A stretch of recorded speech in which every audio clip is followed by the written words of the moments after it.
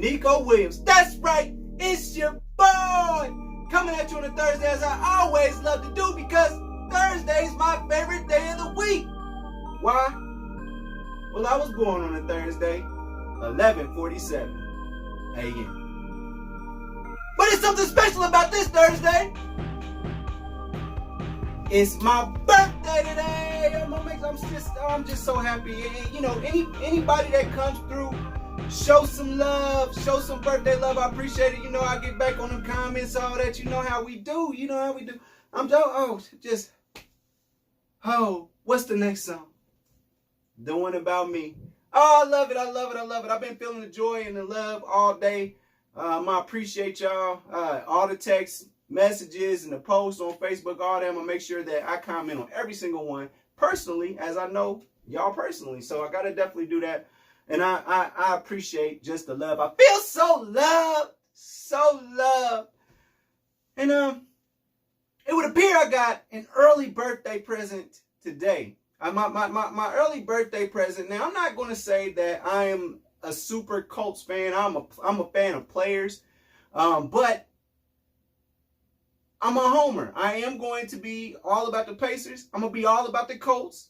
You know, I'm going to be about the Pacers once LeBron James is out the league. I'm going to be all about them. So they're just going to have to hold on until LeBron is gone. But that's some very good news. We got Carson Wentz coming down there to play down there at Lucas Oil Stadium. I'm super excited for that, especially to, you know, for my grandmother. I'm happy that she got something to look forward to. Carson Wentz is the quarterback for the Colts. Now, let me tell you why that's important. And don't worry, we'll get to talking about me here in a little bit. We'll talk about me. Just give it a second. But let's talk about what else is going on for a second. So Carson Wentz is coming to the Colts. We are going to give him a second-round pick this year. We're giving the Eagles we're giving them the second-round pick for this year's draft. Let me double check that. I apologize. We're giving them a third-round pick in this year's draft, which is kind of close to being a fourth-round pick because, you know, the Colts went to the playoffs and there's a good team. So it's close to a fourth-round pick. And then they got a conditional pick, second-round pick for next year. Now, that's important because based off of if Carson Wentz plays 75% of the snaps next year, the Eagles get to basically move into the first round. If he plays 70% of the snaps and the Colts go to the playoffs, then they are guaranteed to get our first-round pick too next year. So that's cool. Because the Colts, all right, let me break it down. So when the Colts got Phillip Rivers last year, I was like, okay, cool, a suitable quarterback. Now, I don't want to talk bad about Jacoby Brissett or anything like that. I don't want to talk bad about him. I just feel like he's a little too safe of a quarterback for me. He doesn't push it down the field too much. And they definitely got him for the low. He made his own contract, and it was one that worked for him and the team, but he's a millionaire still. So, I mean, either way it goes, it's a win-win for him. But we need a quarterback that's going to push it down the field, that's going to do some things. And when Andrew Luck retired, I was like, why would you retire in the year that we actually got you everything you need? We finally got you that offensive line that you need. Got a defense around you. Andrew Luck, we're going to the Super Bowl. I thought the Colts were going to the Super Bowl that year. Then he retired. I'm not mad at him for it. And I think I want to say that the Colts are a class organization for effectively giving him a gift for going through what he went through during the time, because that boy didn't have no offensive line. Yes, he held the ball too long a lot of times, and he did take a lot of unnecessary. He made a lot of throws he didn't need to make. But I felt like he was getting better about the turnover situation. I felt like he could have been a 45 touchdown and 6 or 7 interception quarterback. We can live with that. Pushing 5,000 yards. We can live with that. Andrew Luck, we was ready for that. And then he retired. So we had Jacoby Brissett, who is not a threat down the field. 10 to 15 yards. Every now and then he might throw a fade, but he just throws it out of bounds. Like, He's a safe quarterback. Hey, you can't be no safe quarterback in this league. I'm sorry. You got to go out there and try and get it. Brett Favre made his life off of that. Michael Vick, he kind of lived off of just making those kind of throws, using just his talent. It's a lot of quarterbacks that just, that are gunslingers, if you will. And Andrew Luck was definitely a gunslinger, but he was an accurate one. So, with that being said, I like Carson Wentz, and people, let me tell you why Carson Wentz is big business. Carson Wentz, you have to look at the team that he was on the last 2-3 years. Let's talk about how he did not have a number one receiver that could go anywhere else in the NFL and do what he wanted to do, and be the number one wide receiver. He did not have that in Philadelphia.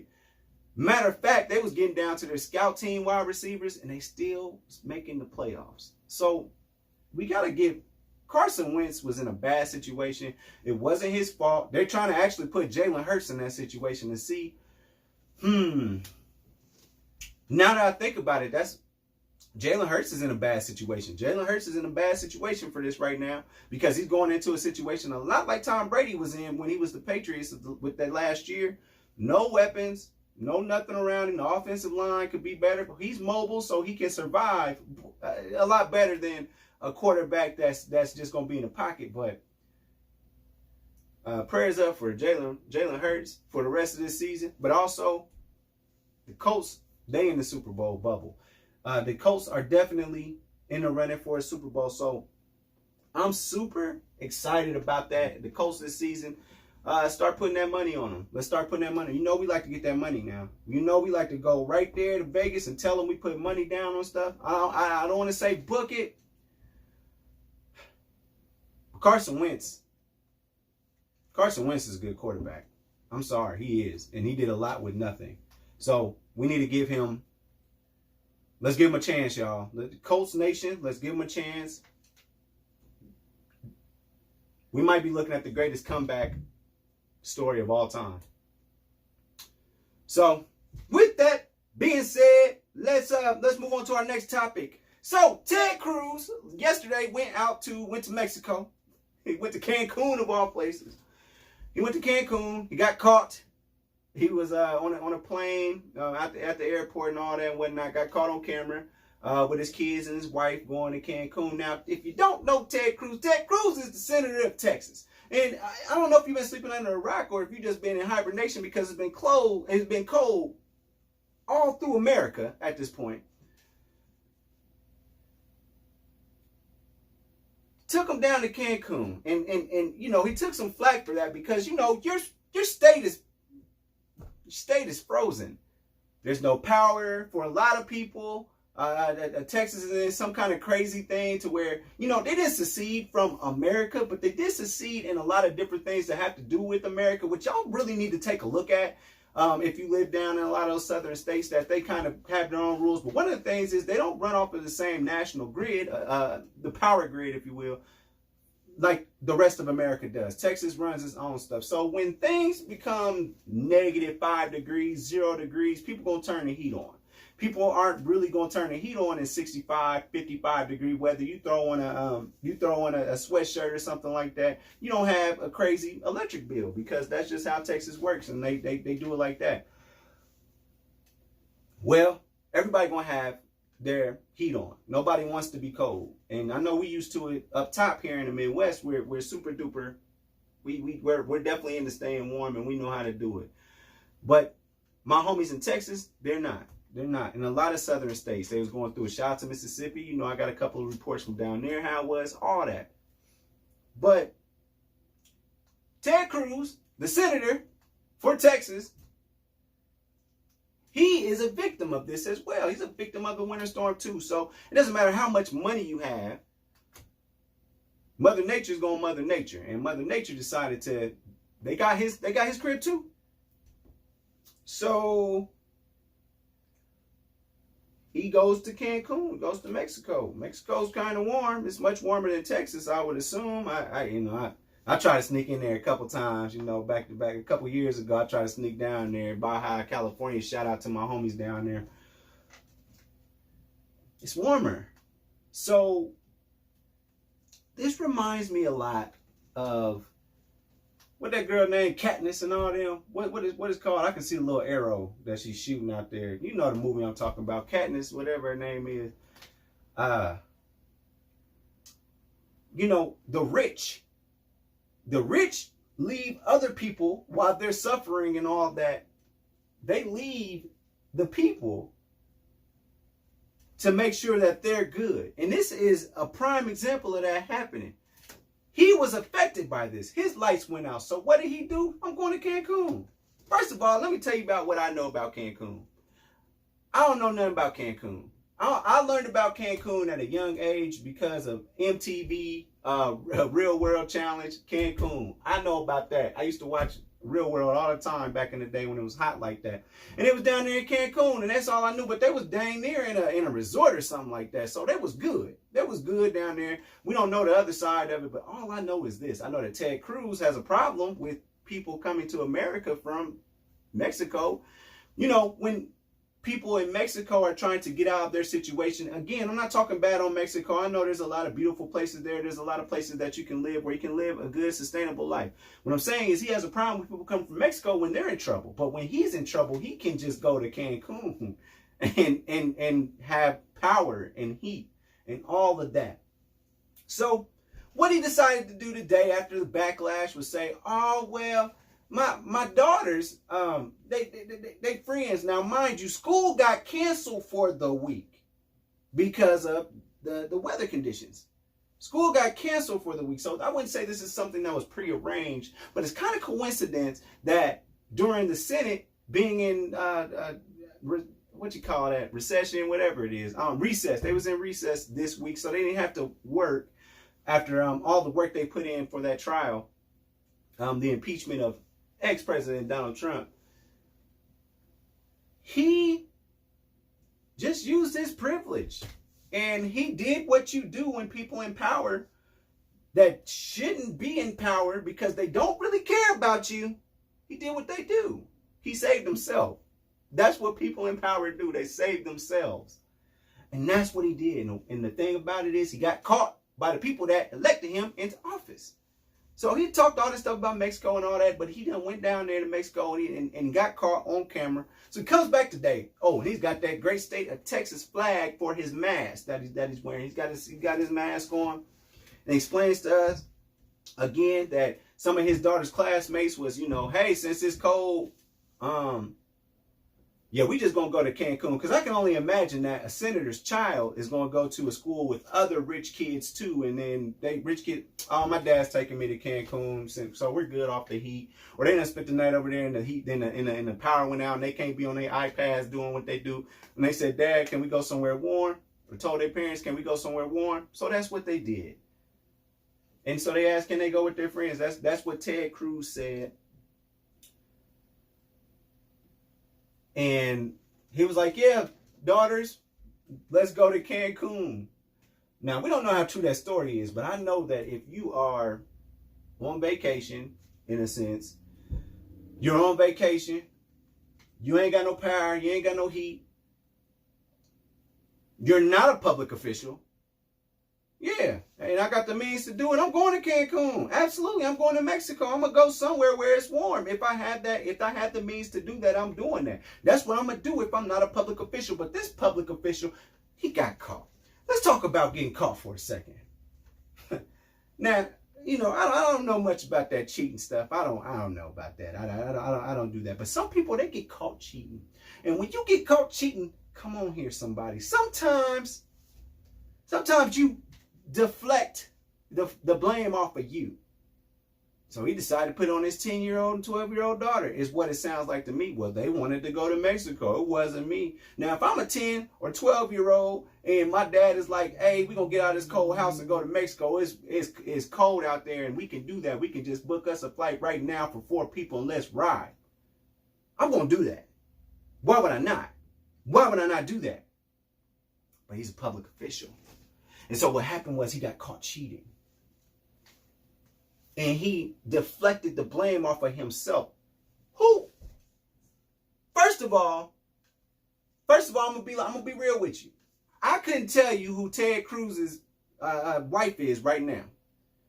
So why would you not have your wife, who I don't know what she looks like. I don't know. Why would you not send them off somewhere? Look like Family Guy. Let me send my wife and my children to somewhere warm with electricity so they can continue to enjoy the amenities of what it is to be privileged. Let me go ahead and send them down there. But I'm a public official, so I'm not going to go. So I'm going to send my 2 children that nobody knows. I don't know these kids. I didn't know how old they were until today. I don't know Ted Cruz. He looks really old. So I'm like, it don't matter. So why would you not just send them and stand with your people in Texas and bear that shit like they are? That's what a leader would do. That's what somebody that cares about the people would do. You know what that boy name is down there in Texas, in Houston? That he wouldn't let them in his church when that flood came through. Y'all can see him right. Jimmy Osteen. Yeah, Osteen. I'm thinking about like Jimmy from Superman for whatever reason. But Jimmy Osteen, he wasn't letting nobody in that church, but he learned his lesson. Appearances matter. Appearances always matter, whether they're true or not. The appearances do matter. And what Ted Cruz did was he abandoned his family and was I don't know if he thought like, oh, the electricity gonna be off, so they ain't nobody gonna catch me doing this. Ain't nobody gonna catch me doing this. But I think we can get away with this. Well, you got caught. And then you deflected the blame onto your children. Hell, they may have come up with that idea themselves. Hey, man, my homies, we was over here Snapchatting the other day, and they parents have said they taking them to Mexico because we can't keep doing this no electricity stuff. We can't do that because we are privileged. And come on, Dad, we don't do that. Ted Cruz like, say less, we going to Cancun. And that's what he did. And he abandoned his people. And didn't y'all see in the insurrection, January 6th, didn't y'all see that, how, your leader abandoned you? These people aren't just now showing you who they are. And I'm not trying to be political or anything like that. I'm just talking about leaders, man. If I was to run into somebody that runs a group of people and I see that their leader is doing a bad job of being a leader and it's obviously about them, I'm going to speak on that. And that's what's happening to the people in the state of Texas. Because, you got Congress making all these votes, and then, then it has to go through the Senate.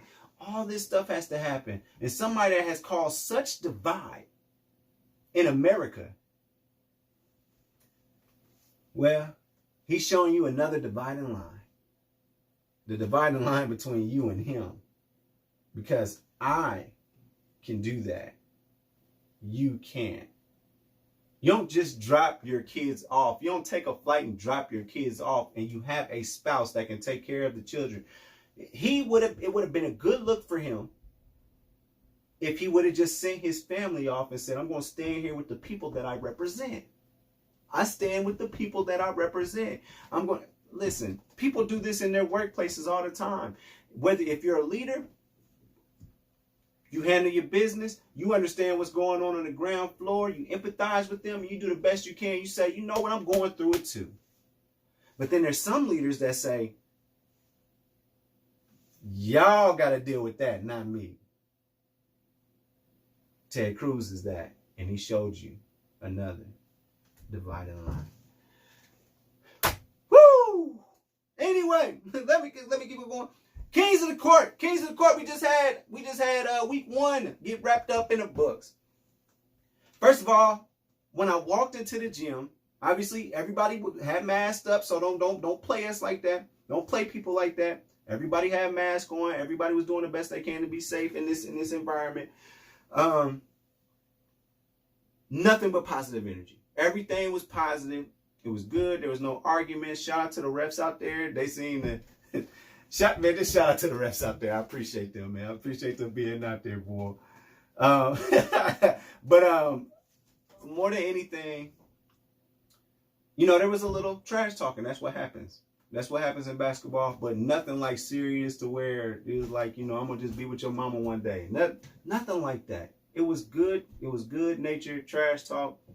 We had a we had a good time up there. And I'll say this, and again, shout out to EJ, man. I appreciate you putting this together, and this is something for this is a storyline for people to keep a hold on to, and I'm gonna hold on to it as well.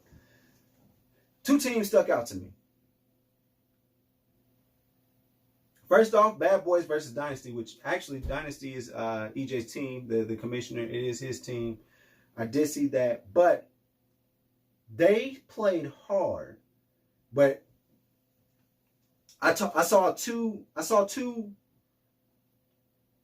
players on a team that had players around them. Obviously, they kept them in that game and kept them focused and scored when they needed to. Shout out to Tone Loke and P, my homie P.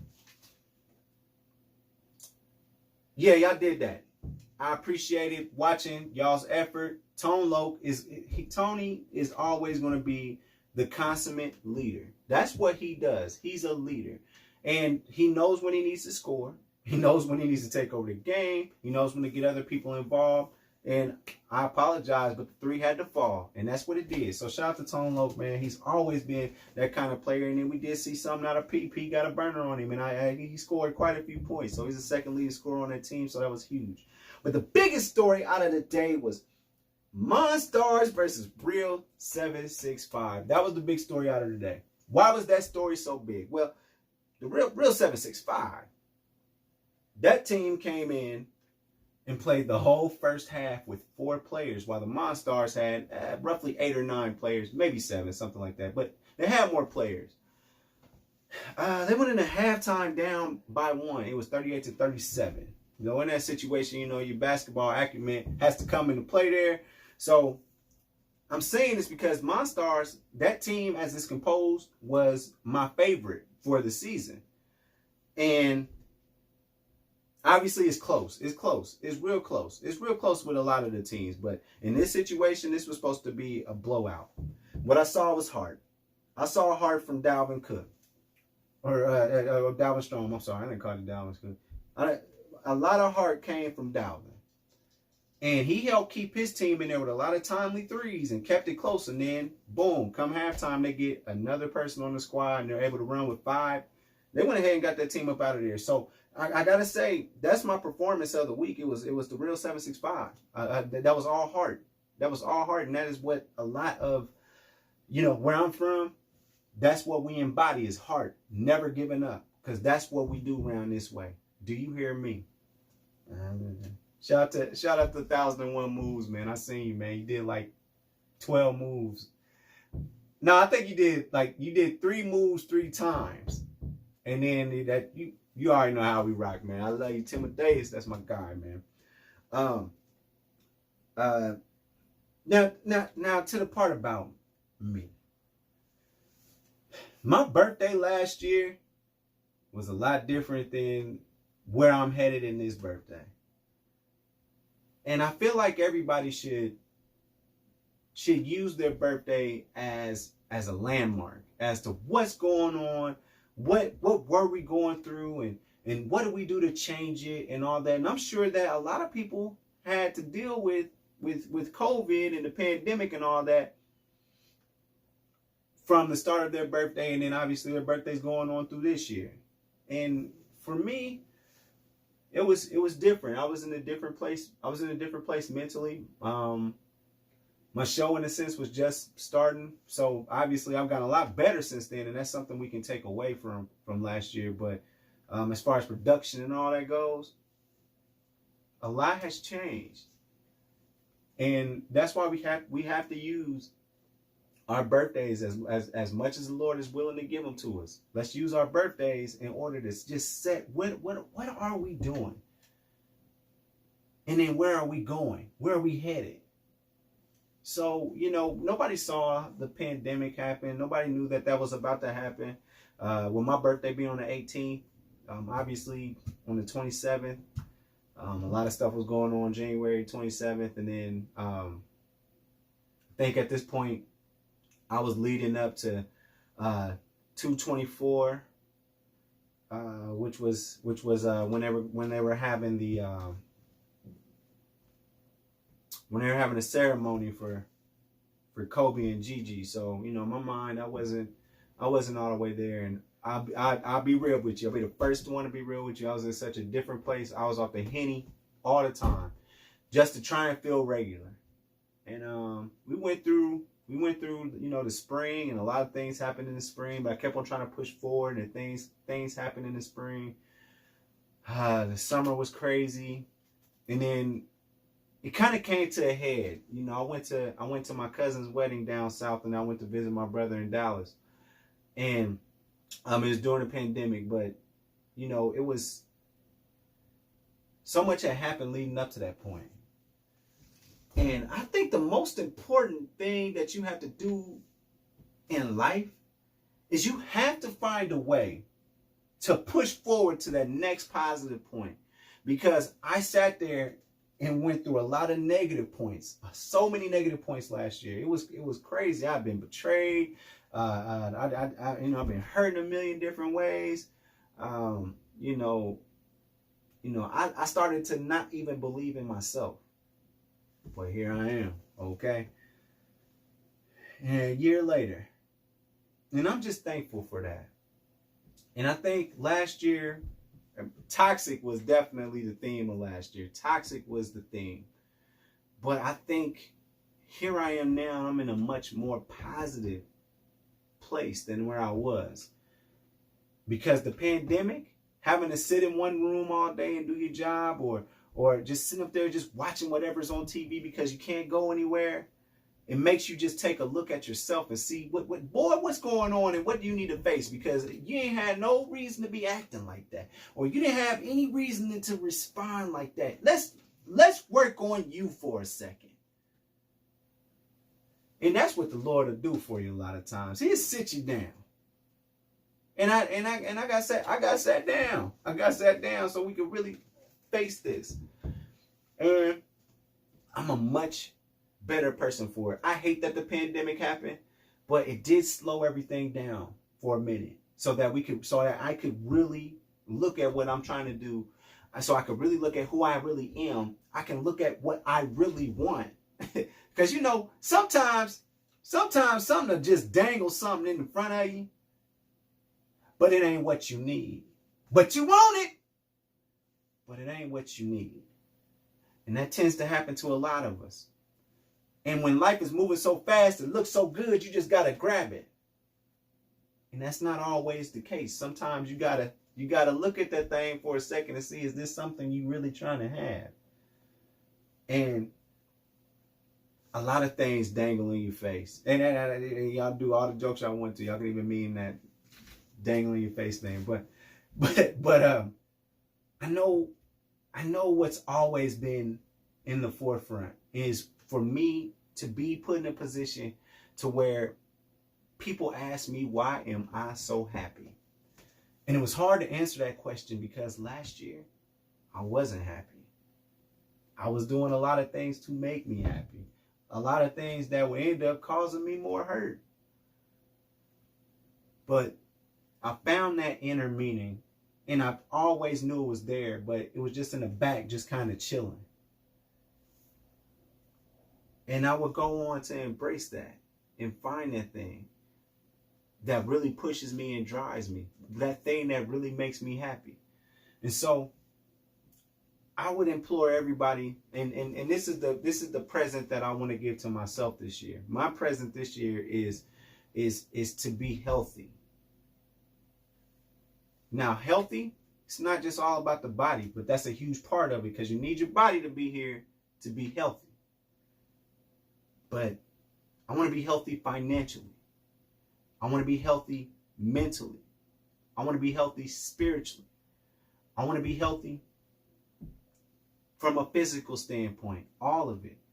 Because last year, there's a lot of me doing whatever I can, quote unquote, injecting. I don't shoot up or nothing. I don't do nothing like that. But follow where I'm going with what I'm saying. Putting things into my body in order for me to make myself feel better. But the thing is, those things are fleeting. They're gone. And sometimes the next day, you don't feel no better. But yeah, you was good for 20, 30 minutes. You the life of the party, that, you this, that, and the third. But sometimes the next day, you look up and you like, that was all for naught. And I ain't need near a bit of it. So I would hope that you, my audience, everybody out there, shout out to the people that's going to watch on YouTube, shout out to Apple, shout out to Spotify, shout out to Google, all that, appreciate it. But find that thing within yourself, because whatever it is that makes you happy is probably already inside you. When I say probably, I'm going to tell you 100,000%. Whatever that thing is that makes you happy is probably, I said it again. Let's have this moment together. Whatever is inside you that makes you happy is already inside you. Whatever makes you happy is already inside you. Let me get on my Dr. Umar and repeat myself one more time. Whatever makes you happy is already inside you. You just have to nurture it. Now, ladies, if you want to be a part of the show next I can't do this right. Now, ladies, if you want to be a part of next year's birthday show, go ahead and go to ChristianMingle.com. Look up Bartholomew. That's right, it's your boy Bartholomew. I'm over there on ChristianMingle.com, and you know how we do. You can be on the show, be right there on that couch, and I might put you on camera if you ask them right. Absolutely. But you already know you can catch me on Spotify, Apple, Google Music. That's right, it's Do You Hear Me with Uniqo Williams. I appreciate everybody that's been listening. You know the best gift you can give to me? Share, and subscribe, man. I'm on my way. I believe in me. And best believe we gonna keep on doing this. Overall 99 ENT. We not done. Go ahead and subscribe to the channel. Hit those notifications, subscribe, all of that.